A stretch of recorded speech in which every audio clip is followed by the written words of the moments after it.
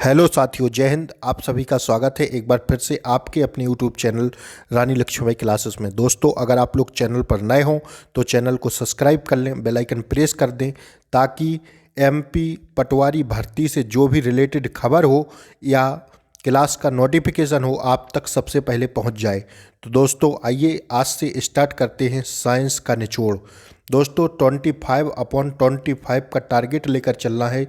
जो 25 क्वेश्चन आपकी परीक्षा में आपसे पूछे जाएंगे साइंस के, उन सभी को ध्यान में रखते हुए मैंने एमपी की सारी परीक्षाओं से आप लोगों को प्रश्न इकट्ठे करके आप लोगों को वीडियो के माध्यम से पहुंचाने का प्रयास कर रहा हूं। तो आइए पहले क्वेश्चन से हम लोग स्टार्ट करते हैं। पूछा गया प्रश्न है कि उस सूक्ष्म जीव को पहचाने जिससे प्रथम प्रतिजैविक एंटीबायोटिक प्राप्त हुआ है। तो दोस्तों इसका राइट आंसर है ऑप्शन ए, पेनिसिलियम। इसका एकदम करेक्ट आंसर है दोस्तों। पेनिसिलियम से प्रथम प्रतिजैविक एंटीबायोटिक प्राप्त हुआ है। दोस्तों पेनिसिलिन जो है एक नोटेटम एक कवक होता है। क्या होता है दोस्तों? एक कवक होता है, नोटेटम कवक होता है क्या?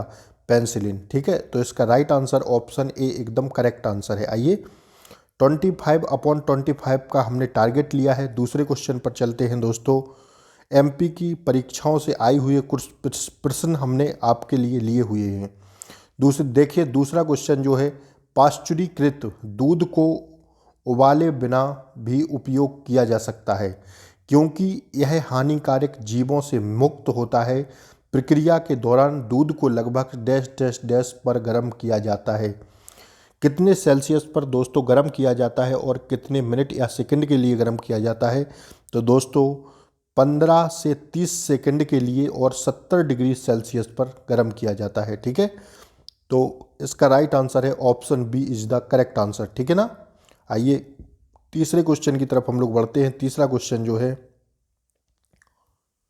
ग्लूकोज पाइरोवेट में परिवर्तित होता है पेशी कोशिका में, माइटोकॉन्ड्रिया में, साइटोप्लाज्म में या ईस्ट में? दोस्तों जो ग्लूकोज होता है पाइरोवेट में परिवर्तित होता है वो होता है किससे दोस्तों? वो तो होता है साइटोप्लाज्म में। किसमें होता है दोस्तों? साइटोप्लाज्म इसका एकदम से करेक्ट आंसर है तीसरा। ठीक है, आइए नेक्स्ट क्वेश्चन की तरफ हम लोग बढ़ते हैं। कोई एक आध प्रश्न में जैसे मिस्टेक रहता है तो जो है छोड़ देते हैं उसको। आइए पांचवा क्वेश्चन देखिए, उस समूह की पहचान करें जिसमें केवल जैव निम्नी अपशिष्ट सम्मिलित हैं दोस्तों। बताना है इसका राइट आंसर। उस समूह की पहचान करें जिसमें केवल जैव निम्नी अपशिष्ट सम्मिलित हैं। दोस्तों इसका राइट आंसर जो हो जाएगा, क्या सम्मिलित है? लकड़ी, खराब भोजन, सब्जी के छिलके। ठीक है, उस समूह की पहचान करना था तो लकड़ी, खराब भोजन, सब्जी के छिलके। इसका डी वाला राइट आंसर हो जाएगा। ठीक है, आइए छठे क्वेश्चन को देखते हैं हम लोग। छठवां क्वेश्चन जो है क्या है, निम्नलिखित में से जैव निम्नी पदार्थ की पहचान करें। जैव निम्नी पदार्थ पूछा है, जैव निम्नी पदार्थ की पहचान करें। तो दोस्तों कैसी होती है? जैव निम्नी जो पदार्थ होता है वो कैसा होता है? ऊनी कपड़ा। ऊनी कपड़ा। ठीक है, इसका ऊनी कपड़ा एकदम से राइट आंसर है। आइए देखिए सातवां क्वेश्चन जो है दोस्तों, निम्नलिखित में से कौन सा एक प्रतिजैविक एंटीबायोटिक नहीं है? दोस्तों बताना है कि जो कौन सा एक प्रतिजैविक है जो एंटीबायोटिक नहीं है। तो जो है इसका राइट आंसर जो होगा वो क्या होगा? मॉर्फिन। एंथ्रोमाइसिन एक एंटीबायोटिक है, पेनिसिलिन एक एंटीबायोटिक है, प्रतिजैविक एंटीबायोटिक। और जो है इमोएक्सिसिलिन जो है एक एंटीबायोटिक है। तो दोस्तों जो मॉर्फिन होगा ये एक एंटीबायोटिक नहीं है। तो इसका राइट आंसर क्या है दोस्तों? ऑप्शन बी इसका करेक्ट आंसर है। ठीक है, आइए आठवें क्वेश्चन की तरफ हम लोग बढ़ते हैं। आठवां क्वेश्चन जो है, भोजन महीनों तक खराब नहीं होता यदि इसे इस तापमान पर संग्रहित किया जाता है। कौन से तापमान पर दोस्तों संग्रहित किया जाता है कि भोजन जो है महीनों तक खराब ना हो? तो वो किया जाता है -18 डिग्री सेल्सियस पर। ठीक है, इसका ए करेक्ट आंसर है। 8वां क्वेश्चन का ए करेक्ट आंसर है। देखिए, श्रम परीक्षक, कनिष्ठ सहायक, सहायक प्रबंधक, इन सब में पूछा गया प्रश्न है। ठीक है ना।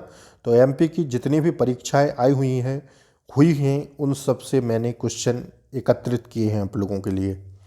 दोस्तों, आप लोग प्लीज़ चैनल पर नए हो तो चैनल को सब्सक्राइब करें और प्लीज़ वीडियो को पूरा वॉच करें। ठीक है, आइए नेक्स्ट क्वेश्चन देखिए। नमक द्वारा भोजन का संरक्षण कहलाता है। क्या कहते हैं दोस्तों इसको? नमक द्वारा जो भोजन का संरक्षण होता है उसको क्या कहते हैं? उसको दोस्तों हम लोग क्या कहते हैं? लवणीकरण। क्या दोस्तों? लवणीकरण कहते हैं। ठीक है, तो ये इसका एकदम से करेक्ट आंसर है। आइए फटाफट आपको रिवीजन के तौर पर मैं वीडियो बनाता हूँ कि आप लोगों का समय कम लगे, फ़ायदा ज़्यादा हो।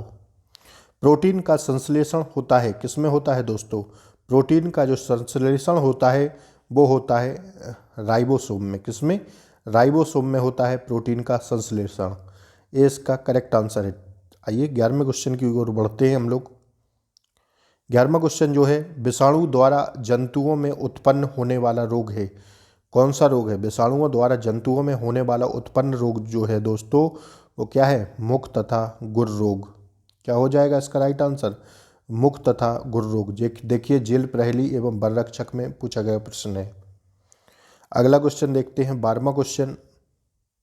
रोज शाम को इसी चैनल पर आपको 25 साइंस के महत्वपूर्ण क्वेश्चन देखने को मिलेंगे, तो आप लोग चैनल को सब्सक्राइब करें दोस्तों। पेट्रोलियम से उपयोगी अंश को पृथक करने की प्रक्रिया को क्या कहा जाता है?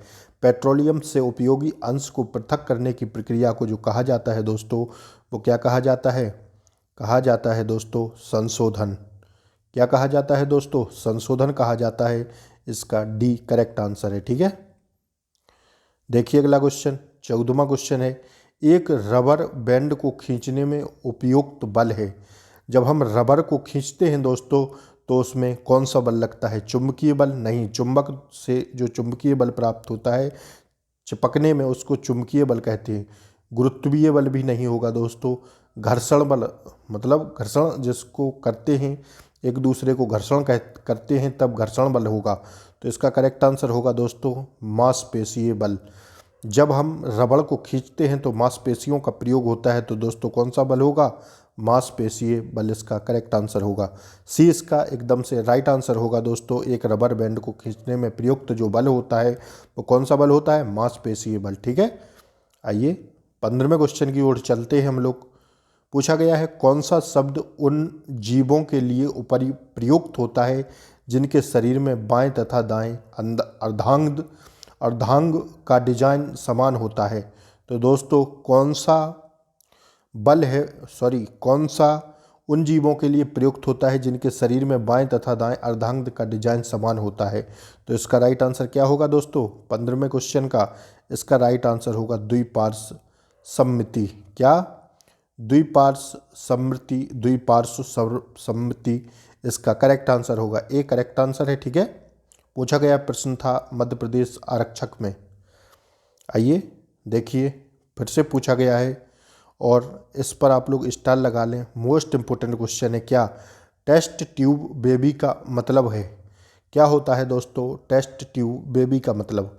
टेस्ट ट्यूब बेबी का जो मतलब होता है दोस्तों, इसका राइट आंसर क्या होगा दोस्तों? इसका राइट आंसर होगा ऑप्शन सी। एक निश्चित अवस्था तक निषेचन और भ्रूणीय विकास टेस्ट ट्यूब में होता है। एक निश्चित अवस्था तक निषेचन और भ्रूणीय विकास टेस्ट ट्यूब में होता है। तो इसका करेक्ट आंसर क्या है दोस्तों? ऑप्शन सी इसका एकदम से करेक्ट आंसर है। ठीक है ना। इसका हम लोग डिस्क्रिप्टिव देख लेते हैं, थोड़ा डिस्क्रिप्शन देख लेते हैं इसका। आइए, व्याख्या है, जब नर और मादा युग्मकों में निषेचन एवं उसके प्रारंभिक विदलन की क्रिया कृत्रिम रूप से टेस्ट ट्यूब में कराई जाती है तो इससे उत्पन्न संतान को टेस्ट ट्यूब बेबी कहा जाता है दोस्तों। इस प्रक्रिया को इन विट्रो फर्टिलाइजेशन IVF जो होता है, इन विट्रो फर्टिलाइजेशन इसका फुल फॉर्म है, तो इसको हम लोग IVF भी कहते हैं। क्या? इन विट्रो फर्टिलाइजेशन भी कहते हैं। ठीक है, आइए अगले क्वेश्चन की तरफ हम लोग बढ़ते हैं। नेक्स्ट क्वेश्चन जो है पूछा गया है, उन जीवीय कारकों की पहचान करें जो खाद्य सामग्री के भंडार के दौरान क्षति पहुंचाते हैं। तो दोस्तों 17वां क्वेश्चन है, इसका राइट आंसर क्या होगा? सिर्फ कृंतक, पक्षी, पशु भी, सिर्फ खाद्य सामग्री में उपस्थित एंजाइम भी, और सिर्फ कीट, कृमि, जीवाणु, खमीर, फफूंद, ये सब क्या है? इसका राइट आंसर है दोस्तों उपर्युक्त सभी। सी इसका करेक्ट आंसर है, ठीक है ना। आइए 18वां क्वेश्चन देखते हैं हम लोग, क्या पूछा गया है। गायों में दुग्ध उत्पादन डैश डैश डैश के द्वारा निर्धारित किया जाता है। किसके द्वारा गायों में दुग्ध उत्पादन निर्धारित किया जाता है दोस्तों? तो किसके द्वारा किया जाता है? इसका राइट आंसर होगा वृद्धित दुग्ध स्त्रवण काल के द्वारा, ठीक है। डी इसका एकदम से करेक्ट आंसर है, ठीक है ना। आइए 19वां क्वेश्चन देखते हैं। पूछा गया रात्रिचर एक उदाहरण है। किसका उदाहरण है? रात्रिचरण जो होता है दोस्तों, जानते हैं उल्लू। उल्लू जो है एक रात्रिचर का उदाहरण है, ठीक है। चमगादड़ भी है, लेकिन ऑप्शन में पहला उल्लू दिया है, इसलिए राइट आंसर क्या है? उल्लू। आइए अगला क्वेश्चन देखते हैं, इसका डिस्क्रिप्शन है, ये भी देख लेते हैं। उल्लू रात्रि में जागता है और चमगादड़ रात्रि में उड़ता है और भोजन की तलाश करता है, जबकि कौवा और गौरैया दिन में घूमते हैं। उल्लू और चमगादड़ स्तनधारी जीव हैं। इसको भी आप लोग याद रखिएगा। उल्लू और चमगादड़ जो है वो स्तनधारी जीव हैं। ये पक्षी की श्रेणी में नहीं आते हैं।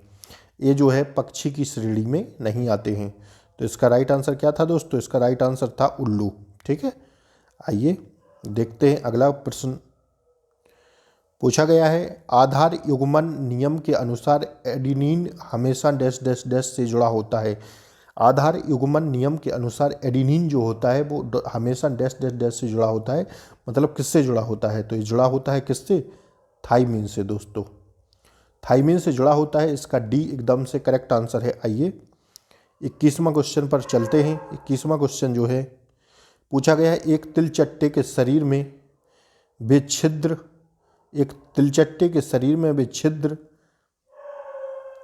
विच्छिद्र जिनके माध्यम से यह श्वसन के लिए अपने शरीर में वायु लेता है, उन्हें डैश डैश डैश कहा जाता है। क्या कहा जाता है दोस्तों?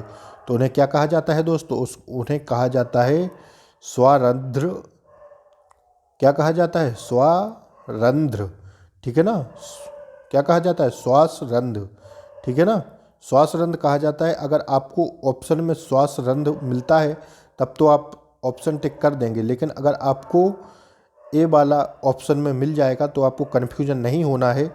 एक तिलचट्टे के शरीर में विच्छिद्र जिनके माध्यम से यह श्वसन के लिए अपने शरीर में वायु लेता है, उसको हम लोग स्पाइरेकल्स भी कहते हैं। क्या? स्पाइरेकल्स भी कहते हैं, ठीक है दोस्तों। स्पाइरेकल्स अगर आपको ऑप्शन में मिले तब भी आपको ए वाला लगाना है, स्पाइरेकल्स, ठीक है ना। श्वास रद्द अगर ऑप्शन में मिले तब तो आप लोग लगा देंगे, लेकिन अगर स्पाइरेकल्स ऑप्शन में मिलता है तो कन्फ्यूज नहीं होना है, सीधा सा स्पाइरेकल्स ऑप्शन टिक करके आगे बढ़ना है आपको, ठीक है। आइए 22वें क्वेश्चन को देखते हैं। पूछा गया क्वेश्चन है निम्न में से कौन सा जीव सूक्ष्मदर्शीय नहीं है। दोस्तों जो बताना है कि जो जीव है वो सूक्ष्मदर्शीय नहीं है, तो वो कौन सा है दोस्तों? वो जीव कौन सा है दोस्तों? वो जीव क्या है? जू। जू जो होता है बालों में पाया जाता है, ये सूक्ष्मदर्शी नहीं है दोस्तों। क्या? जू जो है वो सूक्ष्मदर्शी नहीं है, ठीक है। जीवाणु, विषाणु, अमीबा ये सब सूक्ष्मदर्शी हैं, ठीक है। आइए अगले क्वेश्चन की तरफ हम लोग बढ़ते हैं। 23वां क्वेश्चन है एक मछली बताइए जो सल्क रहित होती है। एक मछली बताना था जो सल्क रहित होती है, तो वो कौन सी मछली है दोस्तों? वो मछली जो है वो कौन सी है? कैटफिश। उसको हम लोग क्या कहते हैं? कैटफिश मछली कहते हैं। ये मछली जो है सल्क रहित होती है, ठीक है। कौन सी? कैटफिश मछली। आइए देखिए अगले क्वेश्चन को। 24वां क्वेश्चन है अधिक अमीनो अम्लों का यूरिया में परिवर्तन कहाँ होता है। अधिक अमीनो अम्लों का यूरिया में जो परिवर्तन होता है वो कहाँ पर होता है? वो होता है दोस्तों यकृत में। इसका right answer option A D इसका करेक्ट आंसर है, यकृत, ठीक है। लास्ट क्वेश्चन पर बढ़ते हैं हम लोग। आज की वीडियो का जो लास्ट क्वेश्चन है आप लोग देखिए। सबसे बड़ा पक्षी है कौन सा है? तो सबसे बड़ा जो पक्षी है दोस्तों वो कौन सा है? ऑस्ट्रिच।